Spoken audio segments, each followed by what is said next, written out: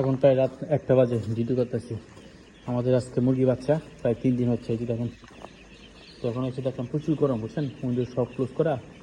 মুরগি যখন ছোটো থাকে তখন তাদের যে টেম্পারেচার, গরমের তাপমাত্রা আপনার 30 থেকে 32 আর বেশি না। তো এখন আমি আইডিয়া দেখলাম প্রায় আপনার 40-এর কাছাকাছি। তো তাড়াতাড়ি এসে এই যে উইন্ডো খুলে দিলাম অল্প অল্প করে। হ্যাঁ, অল্প অল্প করে দিলাম, একটু দেখি কতটুকু টেম্পারেচার হয়। তারপরে গ্যাসের যে পাওয়ার, এই দেখতে পাচ্ছেন বুডিং করতেছি। এই বুডিং আপনার 10 থেকে 15 দিন বুডিং করবো।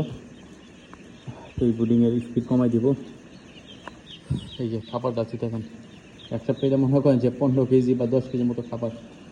তো এরকম কতগুলো প্লেট চিন্তা করেন, এখানে প্রায় 70 থেকে 80টা। তারপর ছোটো প্লেট তো আছেই। এই যে দেখেন, এই খানা ডালছি, আবার ডালবো। তারপর পানি, এই যে পানি প্রায় শেষ। এই যে দেখেন, পানি প্রায় শেষ, অল্প টুক আছে। আর 20 মিনিটের মধ্যে পানি শেষ হয়ে যাবে, আবার ডালতে হবে। এইগুলো ডালতে দেখো না করেন যে আমার 3টা 4টা